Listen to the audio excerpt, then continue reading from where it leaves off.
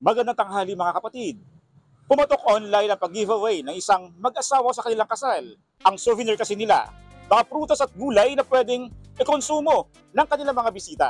Kung kayo ang tatanungin namin mga kapatid, anong gulay at prutas ang magandang ipamigay sa inyong mga bisita? Samahan niyo ako at magtatanong tayo dito. Gulay po, Bakit gulay? para healthy.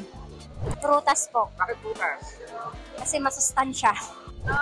I think prutas po. Bakit prutas?